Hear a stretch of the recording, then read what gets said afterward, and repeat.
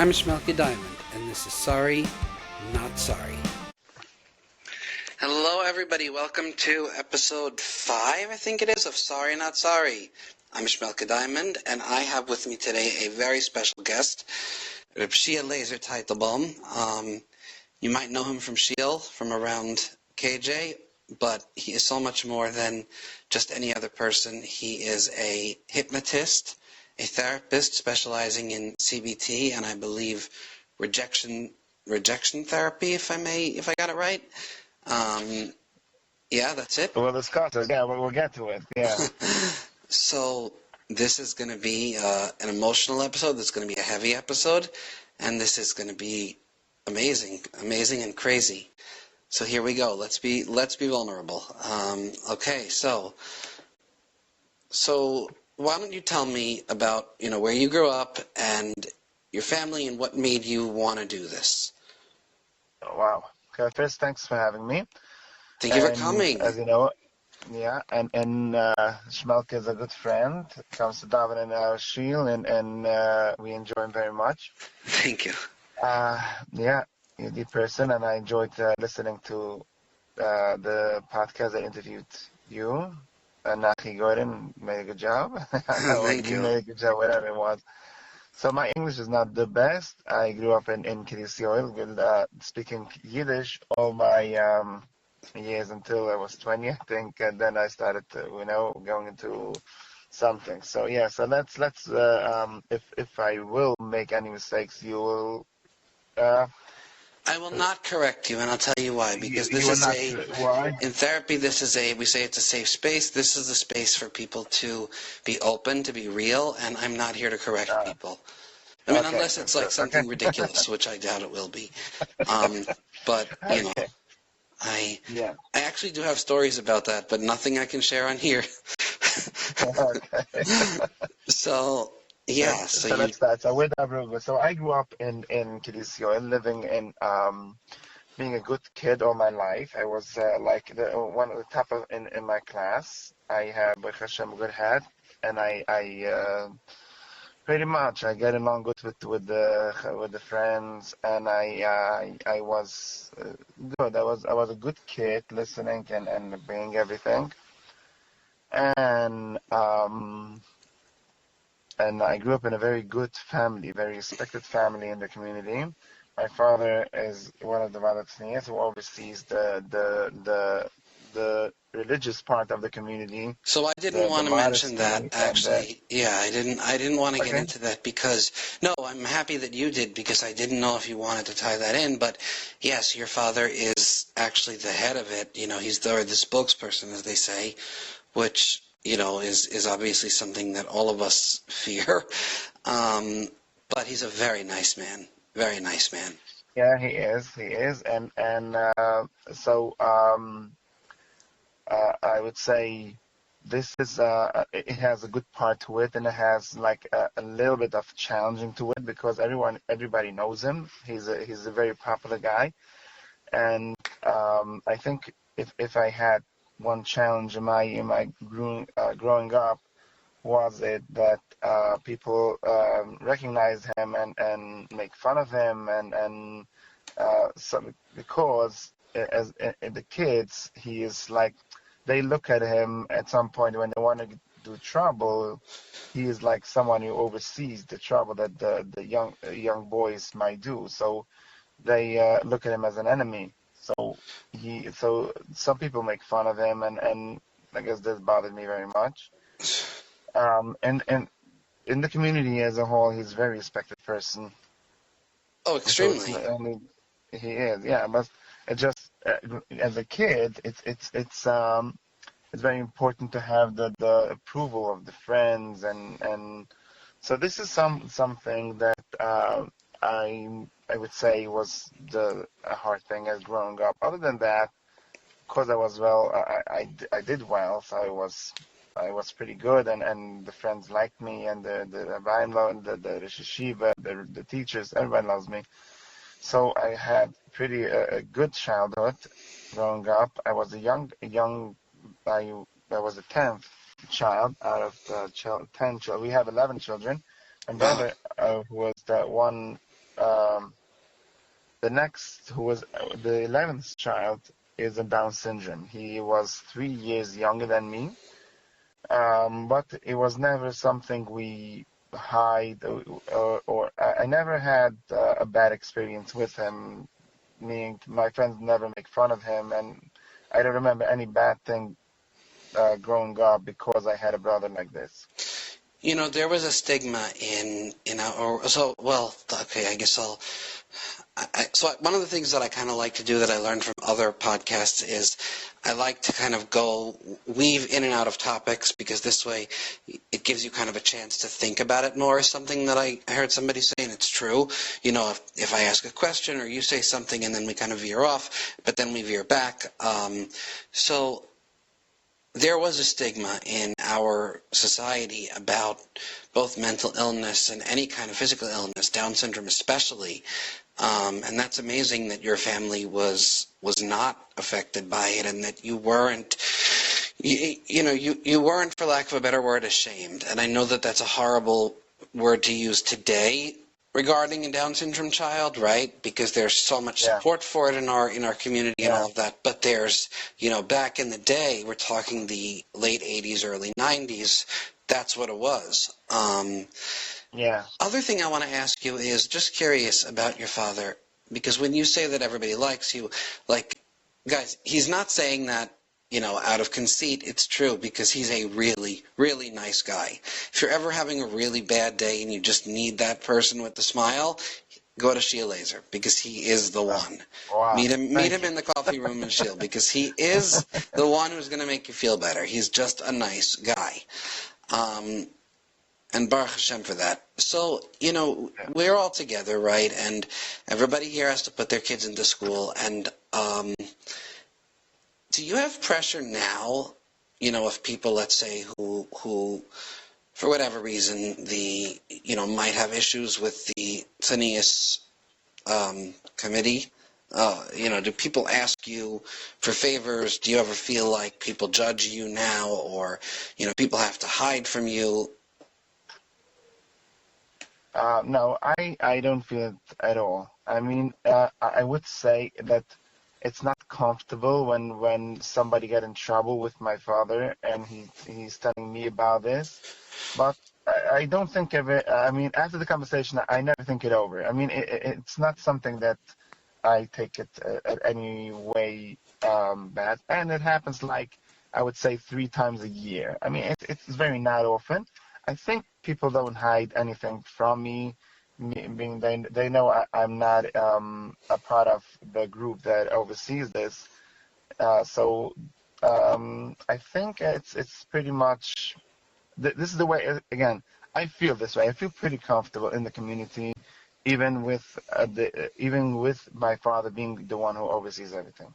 Well, the other thing is that he's, I kind of hate this idea, because for listeners who don't know this, and I have a lot of listeners who are not Hasidic, and that's why I do this in English.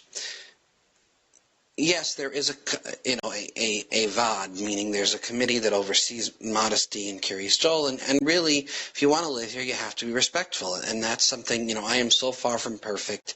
I'm really, really far from perfect, and I'm not like asking anybody to come into my house and supervise me, and nobody does, right? We don't have the KGB here, but, there are just certain rules that you have to abide by just like in any community. But your father is not a detective. He's not like tapping people's wires, and they're not tapping the phones, and it's just part of our system here. I don't think very many people have any paranoia about that, unless you're like me and you're paranoid about everything. So getting into paranoia. So I gather that, mental health, everything, growing up was home was a safe place for you, correct? Yes, absolutely. Which is important. Of course, it's important to have a very lovely mom and very, very, I would say, disciplined father. So it's a perfect, healthy home for growing up, and it was safe. I felt very safe. I felt very good. So it was a good, it was a good environment, good neighbors, and Baruch Hashem was very, very good memories. Because when one of the things that when I spoke to your father when I first moved here, and I can say that he was, Kanain Harabach Shem Sultan Vater, he was nothing short of wonderful. I mean, and he has a very safe vibe to him, and so do you, which is kind of, when you speak to people, especially people in power, you want to feel safe in their presence, and I absolutely did. So moving on to you, I can kind of see where they say the apple doesn't fall far from the tree, where you get it from. So mental health, stigma, all of that. It's funny because one of the things that I'm doing now is that I go to something called TMS, transmagnetic something or other, transcranial magnetic stimulation, which is basically a brain treatment where they put this kind of almost helmet on your head, or it actually looks like a kippah, and it stimulates the nerve cells in the brain. And what I have is functional neurological disorder that was likely triggered by several extremely stressful and then traumatic events. But I've had a very, very long journey with my brain, with my mind. And I was walking into the office last week. I go in 5 days a week. It's a very intense treatment, but I really do recommend it for people. I was walking with a cane, and I still do for long distances. I'm not going to go to the Home Depot and walk through that store without a cane, because that's asking for, trouble. But I've been able to sort of, it's been able to wake up my brain to the point where I've been able to walk shorter distances without any assistance, which for me is kind of miraculous. More energy than I used to. And that's the idea is your brain kind of can only handle so much, and then your central nervous system goes completely out of whack, and then you kind of have to re-wake it up.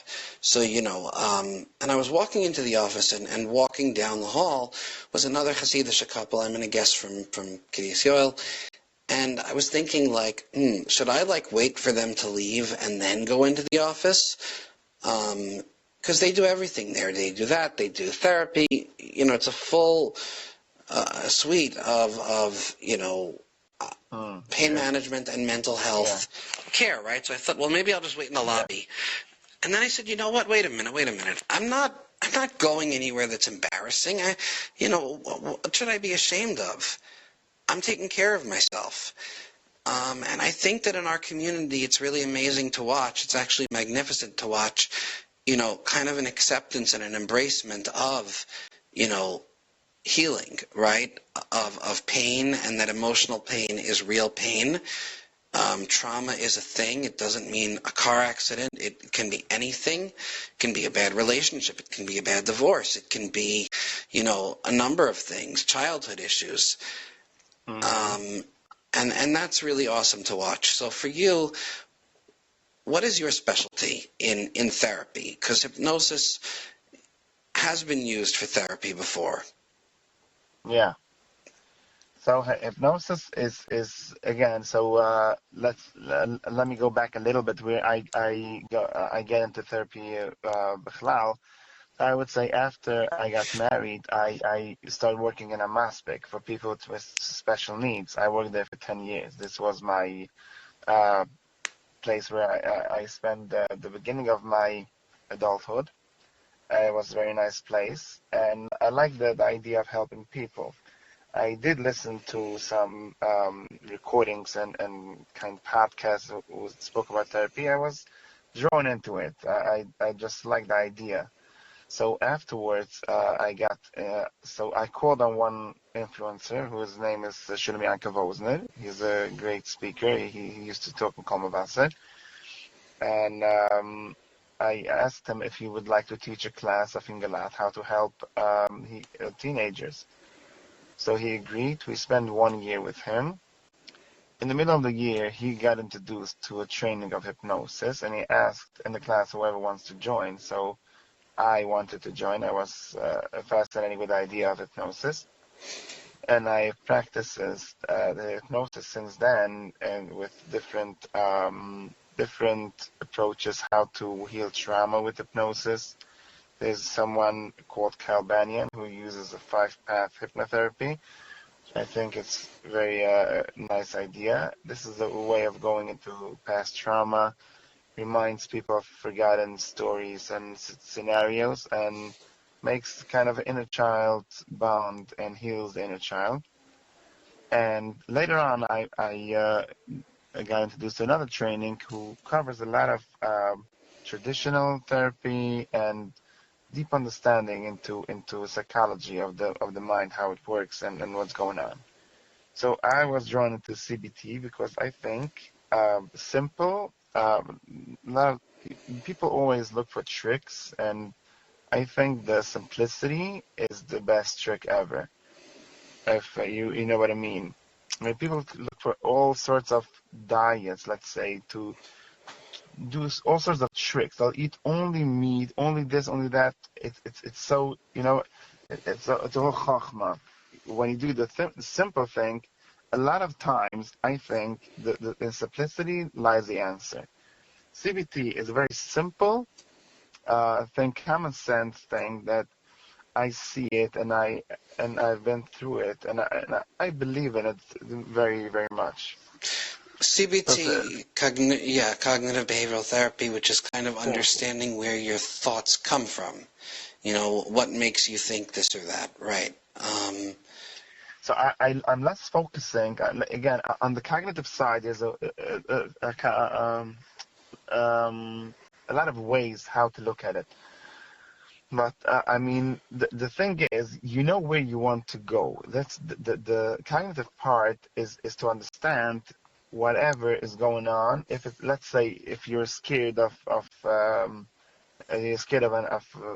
on an airplane, the CBT, the cognitive part, will first look for data to see if it's true. Is it really dangerous to ride on an airplane, or is it not? Right. So we're not digging into where this whole idea starts from. Just looking at the facts. Is it true or is it not? If it's not true, then you don't have to feel that way. If you do feel that way, you work on it to stop feeling that way with exposure. You expose yourself to the airplane. Again, it's a whole way how you do it. You start slow and you begin to build it up more and more until you get your emotions line with what's right. So I think it's so simple, it's so real. Like everyone who is not doing any psychology work will tell you that when they had a hard time going into that business or to meet that person, he overcame it. He did something to overcome it, and that's what he did. He just practiced it, and he prepared himself and exercised until he got ready to do it. It's very simple, it's very open, and it's very, very sustainable because it's something you earn with your own hands. It's not something you believe in, you imagine, you're actually doing it. And when you do it, this is the way you grow. So this is why I'm so into the CBT Mahalach. And although I have been through, I've learned a lot of different ideas, and they're all good. NLP and different ways, subconscious work. It's very interesting. But CBT, again, I like the simplicity of it. It's funny because I actually have not had success with CBT. I remember it was like, well, what's your cognition? Why are you thinking this? And it was like, well, if I knew what I was thinking this, I wouldn't be here. Yeah. But Again, yeah, I'm a you big have closet to of know how to DBT, phrase it. of dialectical Yeah. behavioral therapy. But again, Hmm. CBT is far more popular. People say CBT involves a lot more work. So, I absolutely am not going to, dispute it. So where does rejection come into this? Because I know that you had just spoken, you've been on other podcasts, which is why it's such an honor to have you. You were just on Kol Mavasar, which for my listeners who don't know is like 10-10 wins for the Hasidic community, or 880, whatever the big radio station is. It is the biggest, talk line, 24-hour a day news source in the Yiddish-speaking world, like in the world. So, Yeah. so you were talking about rejection there. So why don't you go into that a little bit? Because that's something that Yeah. I have, really, really dealt with in my own life. You can imagine going from a home where, I was at the end of the day an only child and kind of a little bit of an outcast, to going into a world that was completely not my own, which was that of, becoming an Orthodox and then a Hasidish, Satmar Jew. And then, even though I was obviously born Jewish, but still, and then going into the work world, right? Becoming Hasidish, but then having to go back into, this like Wall Street accounting world. So, there was a lot of rejection along the way. There were a lot of people who told me, you have no future, you'll never make it, in both ways. And eventually And you some have of that rejection, led me to fear of rejection, right? Which, and I'm going to get real personal, real dark here. Especially my later years in Borough Park, which was kind of like the perfect storm of, you have somebody in an environment that they don't like, an environment that is not known for being like accepting to newcomers. I'm just taking a drink of water, sorry. And they're there for a long time, and I'm not like a coper. I'll probably never be. And I honestly don't want to be. I'd rather just fix the situation and move on. But, the fear of rejection led to some really self-destructive behaviors on my end. I'd say the worst of which was people-pleasing, right? Which is when yeah. people-pleasing is when you are desperate to hold on to people that you start doing things that are completely out of who you really are to try to, like, depend on that person that they won't leave you. Uh-huh. And, of course, people-pleasing doesn't work in the long run and led to some really, bad relationships that then, caused a lot of trauma. I'm not saying that whatever physical stuff, this disease was caused directly by that. There was a lot of stuff going on at the same time, but that was definitely kind of the last straw. So, So, yeah, I mean, let's talk about rejection and let's talk about trauma. so that, yeah, it's two very strong topics to talk, and yeah. So let's start with this. I have a program every week on Comabase, so which is I started like the beginning of last year, like it's a year and a half ago, and I'm almost every week. I try to be consistent in every week. So, which we cover different topics about therapy, about trauma, about different ideas there. And now, that just being how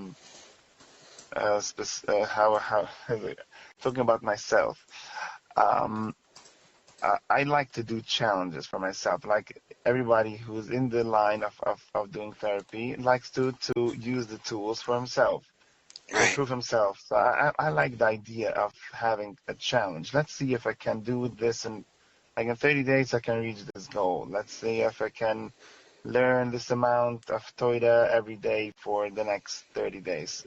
And whatever I do my challenges privately. Now I finished one of my challenges in the end of the winter, and I was thinking about the next challenge would be something that I can use, that I think a lot of people can use, which is rejection therapy. And I once heard from a friend, it was in a workshop, I think it was the Yom Tov Glazes workshop, it's the Possible You, and they have this idea of one day they have to go out and seek for 5 no's. You have to get a no for 5 no's from people, asking people favors to get a no. Oh my gosh, I'd be in bed. Yeah. So I started looking to this idea, and I saw that this is someone who had made up this idea called rejection therapy. He has this website, rejectiontherapy.com. Some, I think, is Chinese guy or Asian, some sort of From that part of the world, yeah. their culture there, yeah. And he had this idea. He went out and for 30 days, and he started asking every day a new challenge for uh, getting rejected, and he recorded every one of the 30 days. So he went out and he recorded himself doing the idea. Like for the first day, he went out and asked from a stranger $100 bill. No. The second day, I don't remember exactly, but he went to a restaurant and asked for a refill of a sandwich. And one day he asked for somebody to play soccer in his backyard. Some just random ideas, which is maybe at some point stupid, or maybe it's just simple. Some people would reject you for the most part. Right. So the so he did it in order to get rejected, to get immune to the rejections, because he was going into business, and he was trying to get into some I think he went to some investors and they rejected him, and he felt very knocked down. So he has to overcome this idea of being rejected. So this is a very big part of CBT, like we spoke before. If you want to get to something and you have this fear, you overcome it by doing it. You're doing it until you get immune to it. Like if you have, it's a false fear. You don't have to be so much. Somebody else's opinion doesn't have to affect you to this degree. I mean, we all people, and we want to be friends with people, but we don't have to please everyone and get everyone's okay and being nice to everyone. I mean, we have to have our own friends. It's okay if we have someone who disagrees to what I'm doing or doesn't like the way I do things. So he did it, and he had great success. And at some point, he asked someone to make him donuts. I think he went to Dunkin' Donuts, and he asked them to make an Olympic symbol of donuts. Just to get him rejected, and they did it for him. And Wow. it was so it was like a lot of times you think this impossible, nobody will do it for me, and they did it. So it's also some, I think it's a gift that you get with it, that you see that not everyone will reject you, even if you ask a strange thing, and you think, nah, nobody would like it. It's for sure something. Nobody will look at it, and you see somebody is. So it's a gift in the side. But the main thing, the main idea you want to achieve is you want to get rejected, and you want to feel that feeling of, wow, I'm not, look, he's not with me, and you think, because you prepared yourself to do it, you prepared yourself that even if he will say no, doesn't mean that I am wrong. It doesn't mean that this idea is wrong. It does mean that he doesn't like it. So in CBT, you have to have this. You have to have the correct thought for whatever people are doing. You have this thing called automatic thoughts. That whenever someone is doing something, your brain automatically starts to tell you things. Look, he's not. You're funny. You're stupid. You're Meshiga. You will never succeed, or look at what he did. It start all the trauma from the bag that somebody said to you, and you you believed in it somehow because you were young or because it was traumatic. Now it drives your life. If you get up for yourself and you think, Oh no, yeah. I'm smart, I'm smart enough. I don't have to be the smartest guy in the world, but I'm just a regular man, smart like everybody else, and I'm capable to do what everybody else is doing. And if somebody is rejecting my idea, it doesn't mean anything. It just means that he doesn't like that. So when you have this cleared out in your brain and you're doing the rejection therapy, it's amazing. Let But me I ask you will a have to question. say Oh, this. I will have to add this. Sometimes you will have to heal the trauma first, because this alone will not help you, because the trauma is so deep that you can't just straight out your thoughts by saying it to yourself. It's so deep embedded in you that you have to first go to some sort of trauma therapy to get this because sometimes trauma can affect your belief system, and you believe that you're stupid, and you believe that you're not capable, and so deeply Oh, it that for sure if you do affects it. something, Sure. so then when you do a rejection, you get rejected. It brings you down. So you have to be careful with that. If you see it doesn't work for you, then just stop and go back and fix your belief system just to be Well, that strong is enough what with it. happened. Yeah, I mean, I'm sorry to cut you off. Looking back, I think that that is what happened to me, when I had tried CBT, that I think that, Mhm. kind of when you have unresolved trauma, that will affect how your brain processes knowledge and emotions and this Mm. hyper awareness, which can be good, but then it turns into something that's just not real. So let's talk about healing and trauma. For me, I think number one, acknowledging the trauma was probably the biggest part. Even as far as 2 years ago, a year ago, and one of the things that I did was kind of well, let me interrupt. What people don't understand about trauma is that, first of all, does somebody have to die, or do you have to have masa or some horrible disease or whatever in order for there to be trauma? Let's start with that. So absolutely not. I mean, trauma is in simplest terms when somebody has any kind of feeling that he cannot handle.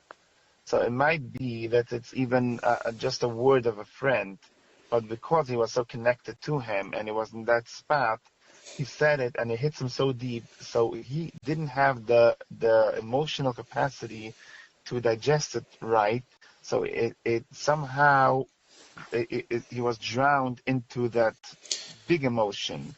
So that is causing a trauma in him. Most people know about something very terrible because this is what the universe as a whole, nobody can accept such big feelings, though they don't have the capacity for it. But some people do. Some people can go through very difficult situation. They won't be traumatized, and some people can go into very light situations and being traumatized. It's all about whenever and whatever happens. So And one other it's thing not about about what trauma. it is. Yeah. Oh no, I'm sorry. And obviously, just to say something, Mm, it's nobody's fault, right? It's not your fault that you're not strong enough to handle something. right. It's a situation. It is what it is. It happens. It's not like it has to happen, and you can't like they say. Let's make sure your child wouldn't have any trauma. You can't really you can build a strong child so he will have a big capacity to handle most things, but you cannot know or in any case be proactive and make sure this will not happen. Right. It's something that happens, and when it happens, it happens. But it's So nobody's, in it's other nothing. words, like if let's say my father is amazing at handling stress, right? If he can handle something and he wouldn't get traumatized or he just, you flick him and it flies off, and I can't, that's not my fault. In other words, I am Right, not weaker as a person. I'm not less of a person. So, you know, 100%. A lot of time it is in the nature of the persons as well. There are people who are more stronger, just naturally built, not something they achieved. Just by that there's like this anagram book who makes everybody into nine numbers. I mean, I don't know if it's true or not, but there's definitely different personalities that just the way of their being is different. and it doesn't, right, right. So, I think that what people also don't understand about trauma is that when you have a traumatic event, it's not just that it happens to you, right?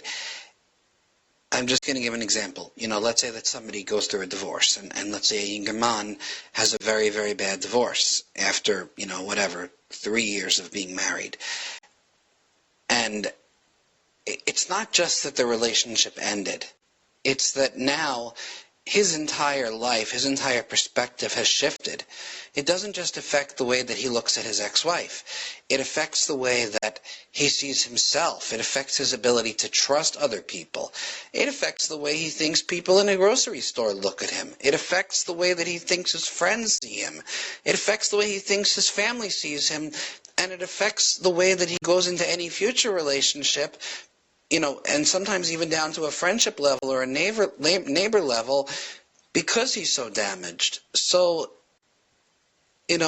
going from traumatized to healing, my thing that I first started doing, aside from, DBT, was I decided to look for small joys. Don't look for global happiness. Don't look for peace in the world. Look for little things, like that first sip of coffee when you get to Sheila in the morning. You know what I mean? When you've cut Yeah. the two Splendas and you see the hot water bubble in and you have that sip, right?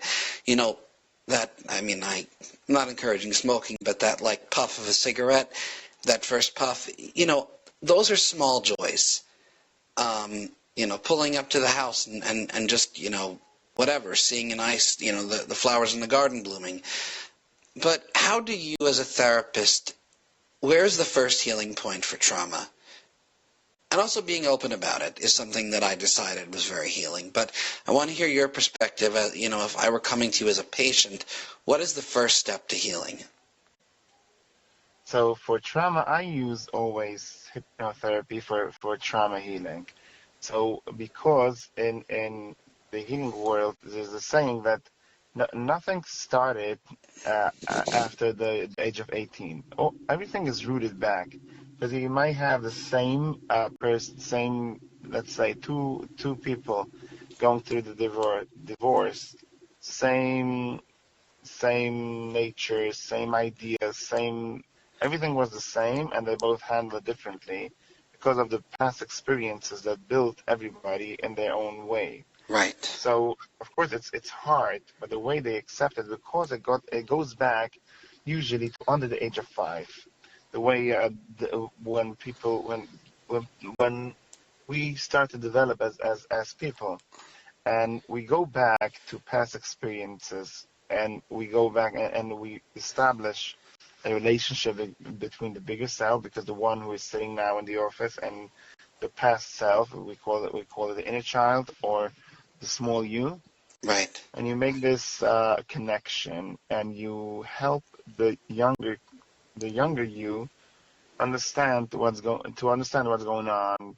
You help him overcome his little challenges, and you have him build the real the the things he has to hear back then, that he is smart enough, that he is good enough, that he is capable enough, just the basics. But he have to hear it at a young age, and with that we go up to being older, 5, 6, 7, 10 years, 15 years, and we go over his years, and some in the process experiences come up where he had this same similar feeling. He felt he's a nothing, he's a nobody, he's Meshuggah, he's crazy, he can't do things, and we do it all the time. We're doing it like it's a structured idea of bringing up stories and then healing all those stories. And then we go back to the story he just went through, the let's say the divorce, and then he is healed of the trauma, and we work with CBT to kind of nail it, to get him to be strong, to do strong. I think after all, you have to do it with your own hands. It's like you're growing in, when you grow wheat, you have to take the seeds and put it in the floor. You have to dig it with your own hands. You can't just pray or just wait for some miracle, right? Right. So it's the same idea. Yes, you're healing the trauma, but after all, your being have to now go through real work, and you have to build it. You have to build your new self. We kind of healed the inner child, but now you have to build your new self. So with CBT, we build up steps. So if he's not going out, you're starting going out. If you're not smiling, you have to start smiling. You're doing things that people should do, and you're building a strong self. And that starts with hypnosis. That starts with basically kind of, if you think of like a house, basically gut renovating it. And I didn't do hypnosis, but it does sound really interesting, and it sounds like something that, would have also helped at the time. You're kind of knocking down that shaky foundation and the shame, that horrible, horrible shame, and you're rebuilding from the little self. Correct. Wow, that's amazing. Can you talk about shame? Can you talk to people, because I know there are people listening to this who have a lot of shame for things that are so not their fault. For things that happen to them, things that that they didn't choose, trauma that other people may blame themselves for, but really they didn't choose. So what would you say to them? What is the first step? So it's coming down to two things. I mean, it's called blame and blame and shame. I would say there's another word for it. Uh, Guilt. Guilt. Oh, So if yeah. guilt. So if you feel guilty about something you did, I mean, if are we talking about the same thing? It's about guilt. What do you mean shame? You're scared of facing the people, No, in and you other feel words, if ashamed, somebody or goes you through a feel very rough guilty. period and they're embarrassed about it. So you feel guilty about it, Yeah, and I'm that's not saying. or they feel, I don't know if they feel guilty, but guilt, shame, I mean, it's all the same, that they feel as though they've somehow done something wrong because they've had something bad happen in their life, that it's somehow their fault. Right. Yeah. So again, there's a thing I heard way back ago of a very good phrase, and it goes like this: if I were you, I would probably do the same thing, or I would probably did the same thing, because we as a people, as a universe, we're doing things the way people are wired to do. So if you go through something, yeah, and if I were you, yeah, if I were Shmelka, growing up in the same house with the same nature, with that father, with that mother, with that friends, with everything you went through, yeah, I Yeah. would probably be you. Oh, I I, would I probably be never you. thought of that. And you've actually met my father. He's a nice Yeah, guy. he's a very nice guy. Yeah, Yeah, I'm just saying because you were you.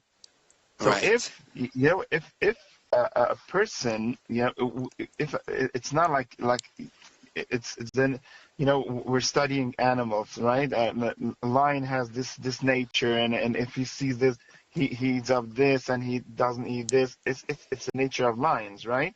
Right. So if you were a lion, you'd probably do what lions did, right? So this Correct. is their nature. If I were you, and again, we have a bechira, we have a choice. So I can't say I would be you because You we wouldn't have don't know done where the everything that I bechira did, right? Of exactly. course. We don't know. We know, but I might. I might, because you did it. You did it. So you see that if I were you, and I would have the same way of processing things, the same way of thinking, the same way of everything you have, I would probably be you, because there's a cloud, there's a thing that everybody A is call doing means it, a like general belief, like a general general belief, a general rule. general rule, right? Everybody is looking the best for themselves.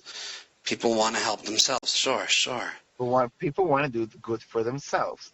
So if you chose whatever you chose to do, it was because you were protecting yourself, because you want to build yourself, whatever it was for a reason to make yourself feel good.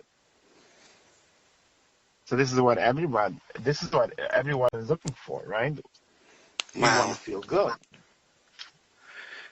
And so it's sort of taking away the, oh, I was so stupid, I made the wrong choice. And it's kind of looking at the Yeah, first step and saying, wait a minute, don't you think that if most people were in my shoes, they would have made the same choice, given the same exactly. facts, right? There's an old saying that if my grandmother, you can look back and say, if this would have happened, then I would have done this. And I always say, because somebody had told me this, if my grandmother would have had wheels, she would have been a Mercedes. You know what I mean? But Yeah, it's true, and that's kind of what life is, and you don't get to change the circumstances of things happening. And I right. I never actually heard that before, and I'm actually feeling better now. So I should Yeah, totally you send should. you a like check for $200 because you've given me some therapy here. Yeah. So anybody So who's that's listening nice. now, I want to ask you another question because not to promote, this is not advertising, but somebody wants to come to you and let's say they live within, the Satmar community. How does privacy work? I assume you I have a lot of patients and, hmm how do you make sure that people don't, see who's going to who and who's doing what? So again, I make stretches between appointments so people would not bump into one another, and I never share any information. Right. That's something else that I really want to say is that, I've spoken a lot to you. I have actually, I'm very grateful that I came to you when I was having a very bad day, and I was very upset about something and, just in shul and, hey, can we talk? And there's never, ever, ever been oh, I was speaking to, Mr. Schwimmer and he told me that, no, it doesn't work like that. Yeah, of course. I mean, you can't help people if you're not protecting the privacy. Do you think that if a person doesn't really want to get help, they can get help? That doesn't want to get help. Yeah. And you see this a So lot with, let's say codependencies or eating disorders or anything like that. yeah, so no, so I think if part of him that like there's in IFS there's a thing called a part of this part and that part. I like this idea. I mean, it's an old idea, but they have made it very popular. If part of him wants to get help and have a part of him that doesn't, we can make peace between the parts. You know what I mean? A lot of times he Right. wants to get help, but he has a blockage. He don't want to feel this, or he's afraid. If he will be helped, then he won't. He's afraid he will lose something. He has a secondary gain of being this way. So he's afraid. Let's say somebody's smoking, and this is his outlet. He's afraid. What am I going to do on a stress day, right? Right. So it's fear but part of him says, I don't want to smoke anymore. So if you have this like this confusion, or you say, I'm open, part of me wants it, part of it doesn't, then we can do something. If somebody is completely blocked by this fear, and this is all it is, somebody who doesn't want to get help is fearful. So if and he has like this, he's saying that he doesn't need it or whatever it is. This is like a cover up because nobody wants to look silly. Everybody wants to have to be respectful to some degree. So when nobody's saying no, I know I have this problem, but I'm choosing to live with the problem. Most people will say, no, I don't have this problem because they want to protect them their covered. Your Honor. So there are there. So this is So if you they truly can believe that do some nobody doesn't want to get help. You think it's just the way that they get that's the issue. correct.